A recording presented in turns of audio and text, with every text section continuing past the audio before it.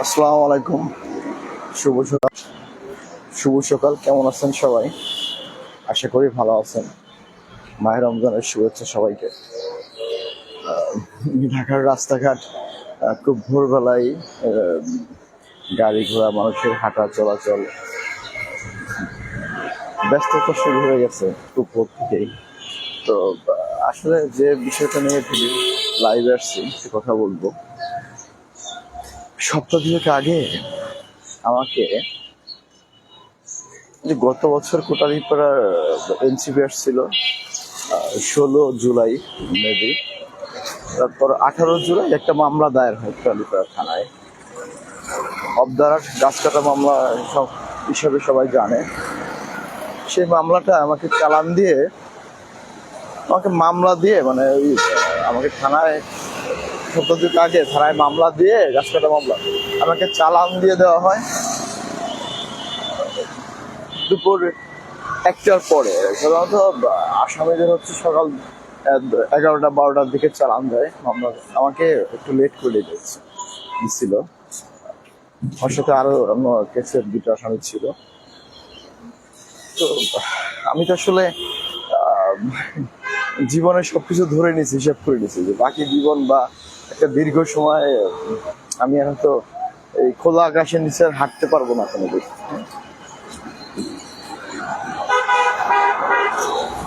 মা ভাই এদেরকেও বিদায় দিয়ে দিছি, আমার জন্য তকদির করতে নিষেধ করে দিছি। তো আমাকে চালান দিয়ে কাজুলিয়ার ওপার পর্যন্ত যখন নিয়ে গেছে, তারপর হচ্ছে আবার ড্রাইভারের কাছে ফোন আসছে থানা থেকে গাড়িটা যে গাড়িটা নিয়ে গেছে সেই গাড়িটা থানায় ব্যাক আসার জন্য। পরবর্তীতে আমাকে ছাইড়া দেওয়া হয়। দেখাই না কেন ধরা হয় আমাকে, যদি এক কথায় বলি, মানে সত্য কথা বললে সৎ সাংবাদিকতা যেটা আছে এটা কেউ যদি কেউ করতে চায় নিরপেক্ষ ভাবে, তাহলে তো বাধা আসে, তাই না? বাধার অংশ হিসেবে ধরেন এটা হয়েছিল। তো ছেড়ে দেওয়ার পরে আসলে আমি এমন হয়ে গেছে না যে আমি নিজের বালিশে যখন মানে শুয়ে আছি, আমি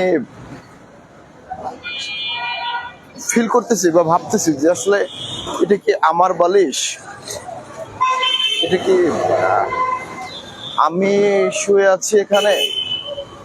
আমার তো জেলখানা থাকার কথা, আমাকে তো মামলা দিয়ে দিছি, চালান দিয়ে দিছি। হ্যাঁ, আমি তো নিজেকে জেলখানার ভিতরে কল্পনা করে নিছি যে ওইখানে আমি থাকতেছি, ওইখানে কাঁদছি, ওইখানে ঘুমাচ্ছি, ওইখানে মানুষদের সাথে বসে গল্প করতেছি। আমার বাকি জীবনটা জেলখানায়, আমি একদম আস্তে আস্তে বুড়ো হয়ে যাচ্ছি জেলখানায় থাকতে থাকতে। মানে এরকম একটা সিনারিও সবকিছু আমার ভিতরে আসলে তৈরি হয়ে গেছে। তো সেইখান থেকে হচ্ছে যখন আমি আমার বেডে, তখন আসলে রাত্রে অনেক সময় হয়েছে কি আমি ঘুমাই আছি, কিন্তু ঘুমের ঘরে আমি লাফ দিয়ে জেগে উঠছি। আমি কি এখানে, আমি নিজের গায়ে না চিমটি কাটতাম, নিজের হাতে নিজের চিমটি কাটতাম যে আসলে আমি আমার বেডে শুয়েছি নাকি আমি জেলখানায় আছি। হয়তো আমি তো জেলখানায় থাকার কথা, তাই না? আমার তো মামলা দিয়ে দিচ্ছে। এরকম তো কখনো হয় যে একটা লোককে মামলা দিয়ে চালান দিয়ে গাড়িতে করে নিয়ে গেছে, তারপর তাকে দেখাই না ছেড়ে দিচ্ছে? হয় না, তাই না? কখনো কখনো হয় না। আমি যখন পরবর্তীতে আমার সিনিয়র যারা আছে, ভাই বেরাদার যারা আছে, সবাইকে জিজ্ঞাসা করছি যে ভাই এরকম কখনো হয়েছে কিনা আপনাদের লাইফে, কখনো দেখছেন কিনা? ভাই এটা হচ্ছে আপনার বাস স্ট্যান্ডটার দিকে না? বাস স্ট্যান্ড এইটা? আচ্ছা, আপনার পল্টন যাইতে হলে এখান থেকে যাওয়া যাবে। ওই কোনাতে ওই পাশে ওদিকে? আচ্ছা, ঠিক আছে। তো যাই হোক, আপনার আমার সাথে যেটা হয়েছে এটা হচ্ছে একটা মিরাক্কেল বলা চলে। মিরাক্কেল, আল্লাহ ইচ্ছে ছিল তাই হয়েছে, ঠিক আছে? আল্লাহর ইচ্ছা ছিল আমার প্রতি রহমত করার, তাই তিনি রহমত করছে। তো যাই হোক, আমি আসলে এরপর চলতেছি ফিরতেছি, কিন্তু আমি না একটু অসুস্থ হয়ে গেছিলাম মানসিকভাবে। যে নিজে যখন একা একা থাকি বা যখন মানুষের ভিতরে থাকি না, এই জিনিসগুলো ফিল করি না, এগুলো আপনার আসে না আমার। বাট যখন একা থাকি বাড়িতে, তখন হচ্ছে এই জিনিসগুলা খুব ফিল করি নিজের ভিতরে। এগুলা মানে আমাকে ই করে আর কি, আঘাত করে। মাঝে মধ্যে আমি আটকে উঠি যে আসলে আমি বিশ্বাস করতে পারি না যে আসলে আমি এই আমার বাড়িতে আছি নাকি আমি জেলখানায় আছি। এটা আসলে আমি বিশ্বাস করতে আমার কষ্ট হয়, ঠিক আছে? তো ওইখান থেকে হচ্ছে আমার এই ঘুরতে আসার উদ্দেশ্যটা, ঠিক আছে? একটু আমার জায়গাটা চেঞ্জ করার ইচ্ছে ওইখান থেকে। তারপর এই তো ভোলা, কুমিল্লা, দুটো জায়গা, তারপরে যে ঢাকা। এখন তারপরে ঢাকা থেকে আবার কোথাও যাবো, কাছাকাছি বা দূরে কোথাও হয়তো যাবো। তো আমি যখন থানা থেকে সন্ধ্যার সময় পাশে একটা দোকানে গেছিলাম, আমি আর জুয়েল ভাই, আমাদের ফোরামের সভাপতি। আসলে জীবনে না আমার পাওয়া কি জানেন, আমি জুয়েল ভাইকে পাইছি, জুয়েল ভাইয়ের মতো একটা মানুষকে পাইছি, বড় ভাইয়ের সমতুল্য। আমি যখন কয়দিন আগে জিলানি ভাইয়ের বাসায় গেছিলাম আমরা সাক্ষাৎ করতে, তার সাথে দেখা করতে। তো অনেকক্ষণ দেখা সাক্ষাৎ করলাম, সে আমাদেরকে আপ্যায়ন করলো, অনেকক্ষণ বসে আমাদের সাথে গল্প করলো, কথা বললো, খুব ভালো ব্যবহার করলো আমাদের সাথে। আমরা যতক্ষণ কথা না শেষ করছি, সে আসলে আমাদের সাথে কথা শেষ করে। তো তার ব্যবহার, কথাবার্তা খুব মুগ্ধ ছিলাম। যাই হোক, এরপর যখন ব্যাকে চলে আসি, বাসা থেকে আসি রাত 1:30 বাজে, তখন আমি জুয়েল ভাইকে বলছিলাম, ভাই আপনি তো অসাধ্য সাধন করছেন। কি আমাকে জীবনে কেউ মানে কোনো কথা শুনাইতে পারে নাই, বলতে গেলে কিছু মানাইতে পারে নাই, আপনি আমাকে পুরোপুরি কন্ট্রোলে নিয়ে আসলেন, পুরোপুরি আমাকে নিয়ন্ত্রণে নিয়ে আসলেন। এটা কেমনে সম্ভব? আমার মতো মানুষ, এটা কেমনে সম্ভব? ঠিক আছে, আমি জানি না উনি কি আসলে ফকির কবিরাজি জানে, আমার মতো মানুষকে উনি হচ্ছে কন্ট্রোলে নিয়ে আসছে। এটা আসলে আমার লেখা আসলে দরকার ছিল। আর জুয়েল ভাইকে আমি অনেক ধন্যবাদ জানাই। আমার ইচ্ছে আছে আমি যতদিন বেঁচে থাকবো ততদিন জুয়েল ভাই আমার বড় ভাই বলেন বা যাই বলেন, আমি যদি সাংবাদিকতা করি বা না করি বা যাই করি জীবনে, ঠিক আছে, আমি সাংবাদিকতা লাইনে ঢুকছি, এটা ছাড়ার ইচ্ছে নাই, এটা কন্টিনিউ করার ইচ্ছা আছে। আল্লাহ যদি আমাকে রাখে, মানুষের কণ্ঠস্বরে বাঁচার ইচ্ছা আছে। তো আমি জীবনে যাই করি, আমি জুয়েল ভাই সারা জীবন মাথার উপরেই রাখবো, এটা আমার ইচ্ছা। আমি যেন ওনার মানে স্নেহের থাকতে পারি, এটুকুই আমার ইচ্ছা, আরেক ইচ্ছা নাই। তো যাই হোক, জুয়েল ভাইয়ের আমি যখন একটা দোকানে গেছি বাজারে, দোকানে গেলে পরে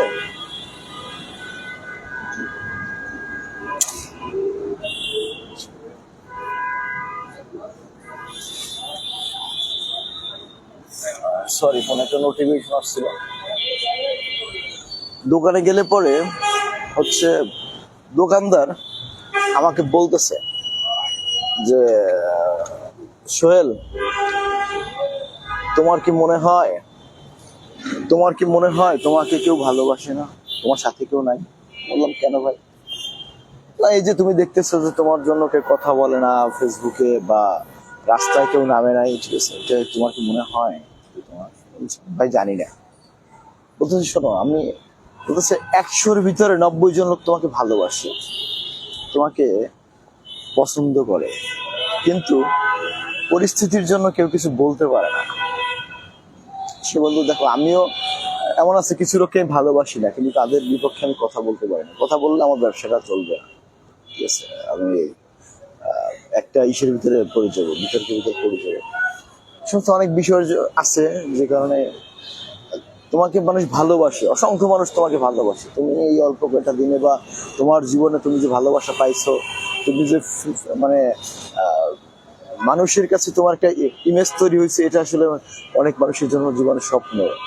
এরকম আমাকে আসলে বলে, প্রশংসা করে, কথাগুলো শুনে ভালো লাগে যে আসলে যদি কোনো একটা মানুষ আমাকে ভালোবাসে, সেটা আসলে দোয়া করে।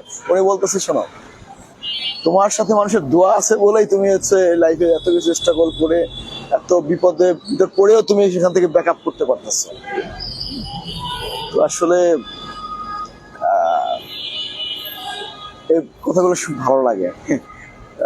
আমি কখনো ভাবতাম না যে আসলে আমার জন্য কোনো মানুষ দোয়া করতে। উনি বলতেছে তোমার জন্য আমিও দোয়া করি, আরো মানুষের সাথে গল্প করি, কথা বলি, তারাও তোমাকে ভালোবাসে, তোমার জন্য দোয়া করে, তোমাকে সবাই চায়। তো এরপর আমাদের দুজনকে দুটা সানগ্লাস গিফট করে, এটা আমার জীবনে একটা বড় পাওয়া, যে ভালোবাসা কেউ একটা জিনিস গিফট করছে, ঠিক আছে, জাস্ট আমার অ্যাক্টিভিটিস, আমার কাজ বাজ ভালোবাসা কেউ একটা জিনিস গিফট করছে, এটা আমার জীবনে খুব বড় পাওয়া।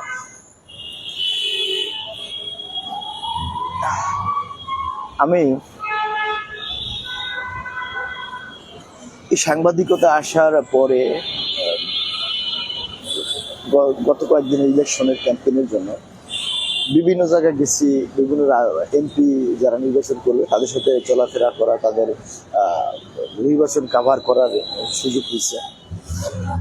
তো অনেক জায়গায় এমন হয়েছে জানেন, যে একটা দোকানে আমি মোবাইল চার্জ দিতে গেছি, মোবাইল চার্জ দিতে একটা দোকানে, দোকানদারকে আমি চিনি না, আমি ওদের বলছি ভাই কিছু মনে করলে আমার ফোনে চার্জ দেয়, একটু চার্জ দিতে। বলছে আপনি সোহেল ভাই না? বলছি ভাই হ্যাঁ। বলছে আমি তো আপনাকে চিনি ভাই। তারপর কিছু প্রমোশন করলো আর কি। তো এরকম অনেক জায়গা হয়েছে যে গাড়ি থেকে নামছি, আমার পরে বলছে আপনি সোহেল ভাই না? হ্যাঁ। মানে অনেক জায়গায় গেলে আপনি সোহেল ভাই না, ছেলে মেয়ে উভয়, ঠিক আছে। আবার কিছুদিন আগে জাঠিয়া গ্রামে আমার একটা ব্লুটুথ হারাই যায়, আমি দেখাচ্ছি, আমার এই ব্লুটুথটা মানে এয়ারডটটা হারাই গেছিল, একটা ভ্যানের উপর থেকে হারাই গেছিল। তো আমি ওইটা খুঁজে টুজে বের করছি, সিসি ফুটেজ খুঁজে বের করে যেমন ক্লু খুঁজতেছিলাম, যে আসলে একটা ক্লু যদি পাই তাইলে হচ্ছে এটা আমি পাবো। তো এরপরে হচ্ছে আমি এই এয়ারডটটা পাওয়ার জন্য যে বাড়ির লোকদের হচ্ছে থেকে হচ্ছে এটা চুরি হয়েছে বলতে গেলে, বা তারা নিয়ে গেছে, যেটাই বল না কেন, আমি যখন নৌকা পারাবো লাগবে, হ্যাঁ, জায়গাটার নাম সবকিছু ডিটেলস বলতেছি না তাদের, একটু যাই হোক। তো নৌকা পারানোর সময় নৌকার মাঝি আমাকে দেখেই বলতেছে আপনি সোহেল ভাই না? আমি বলছি হ্যাঁ। বলতেছে ভাই আপনি কেমন আছেন, দিনটা কেমন যাচ্ছে, আপনাকে আমি অনেকদিন ধরে চিনি, আপনার অনলাইনে কাজ বাজ। সে মূলত যে আমি যে স্প্যামিং বা টেকনোলজিক্যাল কাজ করি বা মোবাইল ইন্টারনেট কাজগুলো করি, সেগুলো সম্পর্কে ফলো করে আমাকে জানে। তারপর একটা মজার কথা বলি, সে আমি যে বাড়িটায় গেছি সে বাড়িটা যাওয়ার পরে যখন আমি ফিরে আসবো, সে কি করছে জানেন? সে আমাকে সোজা পথে ফিরে নেয় না, সে আমাকে বাঁকা পথে 1.5 মাইল ঘুরেছে। কেন সেটা জানেন? তার উত্তর পাশে একটা ছেলে দিছে, বলতেছে সোহেল ভাইয়ের সাথে গল্প করবি দেখে তুই সোজা পথে না যাইয়া বাঁকা পথে 1.5 মাইল ঘুরে মানে ঘুরলি। তো সে জানে যে আমি এখানে আসছি, ব্যস্ত থাকি, আর হয়তো জীবনের কাছে যে আমি আসবো কিনা এই গ্রামে, তার সাথে কবে দেখা হয়। আসলে সেও আমার, তার সাথে আমার গল্প করতে ভালো লাগতেছিল, সেও আমার সাথে গল্প করতে পছন্দ করতেছিল। তো মোটামুটি দুই দিক চিন্তা করে ও আমাকে 4 মাইল ঘুরাইছে আমার সাথে গল্প করার জন্য। আমি আসলে তো সোজা পথটা আমি জানতাম না। তো আসলে আমি আরেকটা ঘটনা বলি। কিছুদিন আগে আমার একটা ফ্রেন্ড আমাকে, এই যে নির্বাচনের সময় গেল না, আমাকে নিয়ে আমাকে মাইট দেওয়ার কয়েকটা প্ল্যান হয়েছিল, একটা গ্রুপ আমাকে কয়েকবার চেষ্টা করছে মাইট দেওয়ার, দিবে। তো কমিশনার ছোট ভাই, সে আমার একটা ফ্রেন্ড, সে ওইখানে বলছিল যে তোমরা যে ওকে মাইট দিতে চাচ্ছ, ওকে তোমরা বুঝাইতে না পারলো আমি ওকে বুঝাইতে পারবো। তোমরা যদি লিগাল থাকো, যদি আনলিগাল থাকে, তোমাদের সম্পর্কে কোনো প্রমাণ দাও, প্রুফ দাও, তাহলে হচ্ছে ওকে আমি সেটা দেখাইয়া ওকে আমি করতে পারবো, বুঝাইতে পারবো। ঠিক আছে, নাহলে এটা তোমরা বাড়াবাড়ি করো না। যদি বাড়াবাড়ি করো তাহলে হচ্ছে, ও সাধারণ একটা ছেলে, কিন্তু যখন তোমরা ওকে যদি মারো, তাহলে পত্রিকা নিউজ হবে, সাংবাদিকের গায়ে আগা তমক রোধ করছে, তোমরা সন্ত্রাসী হয়ে যাবে, তোমরা এটা করো না। তো ওই ফ্রেন্ডটা আমাকে এই সমস্ত গল্প বলতেছিল। তারপর আমাকে বলতেছে যে দেখো, একটা সাংবাদিক বা একটা মানুষের জীবনে যে পরিচিতি লাভ করা দরকার, জনপ্রিয়তা লাভ করা দরকার, বিশ্বাস লাভ করা দরকার, তুমি তো সবকিছু পেয়ে গেছো, তুমি সবকিছু অর্জন করে ফেলছো মাত্র এই কয়টা দিনে। আমার গ্রামের একটা ছেলে কাছে যখন আমি জিজ্ঞেস করছি, আচ্ছা টোটালি এখন সাংবাদিকদের ভিতরে ভালো কারা আছে বা কাদেরকে মানুষ বেশি পছন্দ করে, সঠিক, তো আমার নাম বলছে দ্বিতীয় স্থানে।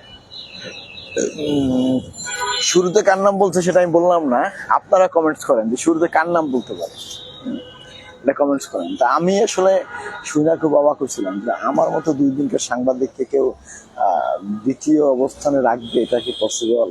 আসলে যাই হোক, আমি লেখালেখি হচ্ছে অনেক আগে থেকে করি, সেই 2010-12 থেকে সেই থেকে লেখালেখি করি, সবসময় প্রতিবাদী লেখালেখি করার চেষ্টা করছি। যারা হচ্ছে নির্যাতিত মানুষ, তাদের পক্ষে সবসময় কথা বলার চেষ্টা করছে। বহুত হুমকি ধামকি, বহুত কিছু আমার লাইফে আসছে, আমাদের ফ্যামিলি স্ট্রাগল করছে, ভাই বোন, মানে একটা সময় না সবাই বিরক্ত হয়ে গেছে, আমার বিরক্ত, কত আর সহ্য, মা বাপ সব, সমাজের সব জায়গায়, মানে আপনার ছেলে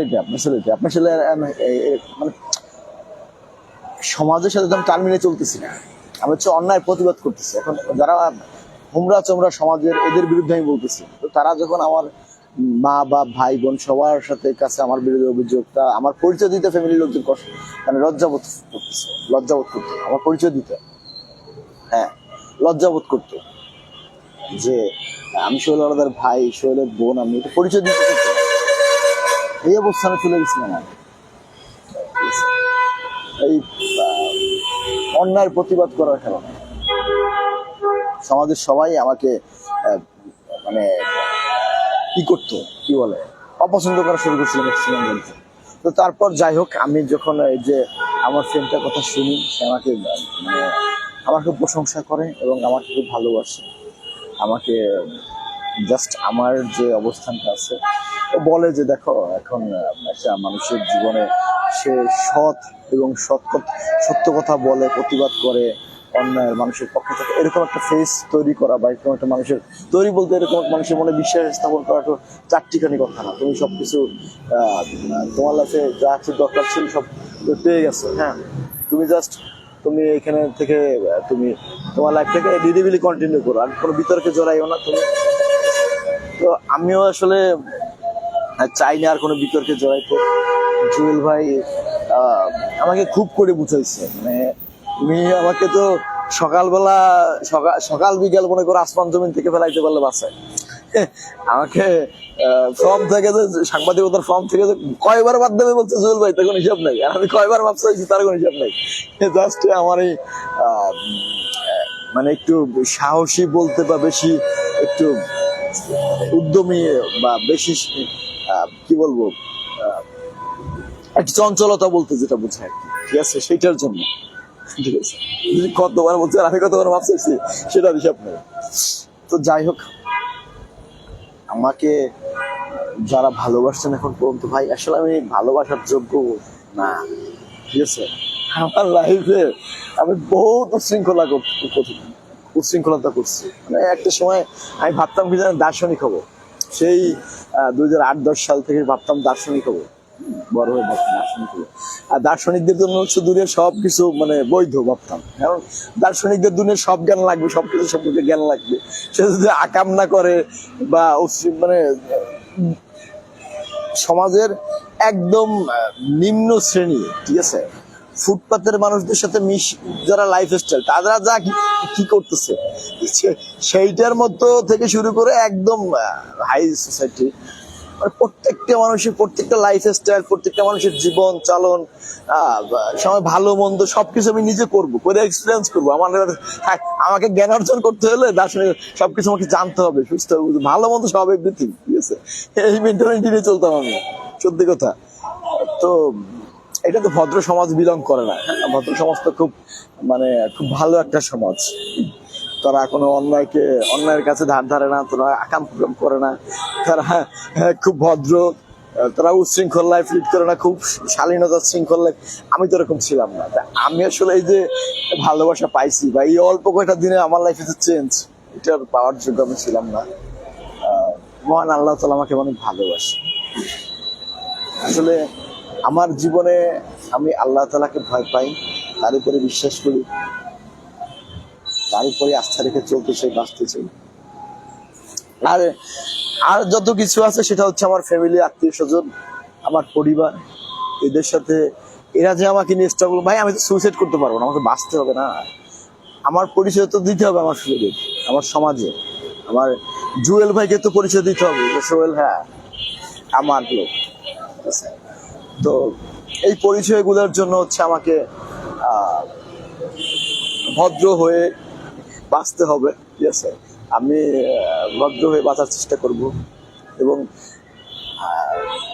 আমি যখন মানুষের সাথে, যে সমস্ত মানুষের সাথে আমার দূরত্ব তৈরি হয়েছিল, তাদের কাছে গেছি, তাদের সাথে কথা বলছি, তারা আসলে আমাকে সবাই ভালোবাসে, ভালো জানে। কিন্তু কোথাও একটা মনের আক্ষেপ তৈরি হয়েছে আমার প্রতি, সেটা যখন চলে যাচ্ছে আমাকে বুকে জড়াই নিছে। এবং যে সমস্ত ভাই হচ্ছে আমার উপর এখনো একটি মন খারাপ করে আছেন, অনেকের সাথে যোগাযোগ করতে পারেন। আসলে মানে আমার একটা ক্যারেক্টার ধর্মার খা, ঠিক আছে, এরকম কারো টাইম নেই, একদম মাইরে দে, সবাইকে মাইরে দে, ঠিক আছে, এরকম একটা অবস্থা সিনারি তৈরি ছিল। মানে সাইজ করার মানসিকতা, সে ছোট নাই বড় নাই, আমরা নেচন্দ্র নাই, যে যেখানে কেমন সাইজ কর, সবাই সাইজ কর, ঠিক আছে। সাইজ করতে করতে সবাই আসলে আমি এরকম একটা ক্যারেক্টার তৈরি হয়েছি, সবাই খালি দোকান সাইজ করে ভাই, ঠিক আছে। মানে সবাই, অনেক মানুষের সাথে আমার একটা বিশ্বাস তৈরি হয়েছে। সবার কাছে ক্ষমা চান, সবাই আমাকে আসলে মাফ করে দিবেন। আমি যার সাথে খারাপ ব্যবহার করছি সবাই আমাকে মাফ করে দিবেন। হ্যাঁ, আমি আপনাদেরই ভাই, আপনাদের বন্ধু, আপনাদের প্রতিবেশী, আপনাদের সাথে মিলেমিশে বাঁচতে চাই বাকি জীবনটা। যেটুকু ভালোবাসা আপনারা আমাকে দিচ্ছেন, এটা প্রাপ্য আমি মোটেও ছিলাম না। আমি যেন সারা জীবন আপনাদের পাশে থাকতে পারি, আপনাদের পক্ষে কথা বলতে পারি, সত্য জিনিসটা বলতে পারি, যতটুকু সম্ভব বলতে পারি। এটার জন্য আমাকে দোয়া করবেন, আমার জন্য দোয়া করবেন, আমার বাবা মার জন্য দোয়া করবেন। এই রমজান মাস সামনের বছর বেঁচে থাকলে কিনে যায় না, বাকি রমজানগুলো যেন রাখতে পারি এবং জীবনের যে ভুলগুলো আছে, অন্যায়গুলো আছে, সেগুলো থেকে যেন বেরোয় আসতে পারি। অনেকটা বেরোয় আসছি, এখন আমার লাইফ আসলে বলতে গেলে খারাপ কিছু নাই, একদম সিম্পল লাইফ লিড করি এবং খারাপ কিচ্ছু নেই আমার লাইফে। তারপর এটা যেন কন্টিনিউ করতে পারি। আমার প্রতি যেন আমার ফ্যামিলি, আমরা আত্মীয় স্বজন, আমাদের সাংবাদিক ফার্মের সমস্ত ভাইরা যারা আমাকে খুব ভালোবাসে, মায়াস ভাই, কামরুল ভাই, কালাম তালুকদার, কালাম ভাই, তারপর হৃদয় থেকে শুরু করে জুয়েল ভাই, পারভেজ ভাই, সবার প্রতি আমি কৃতজ্ঞ এবং সবাই যে আমাকে অনেক ভালোবাসে। এই ভালোবাসাটা নিয়ে বাকি জীবন যেন বাঁচতে পারি, সেটাই আমার একমাত্র চাওয়া। আমার আল্লাহ তাআলার কাছে এটুকুই দোয়া করি যে আমি যেন সবার ভালোবাসাটা নিয়ে বাঁচতে পারি। সবাই আমার জন্য দোয়া করবেন। খুদা হাফেজ।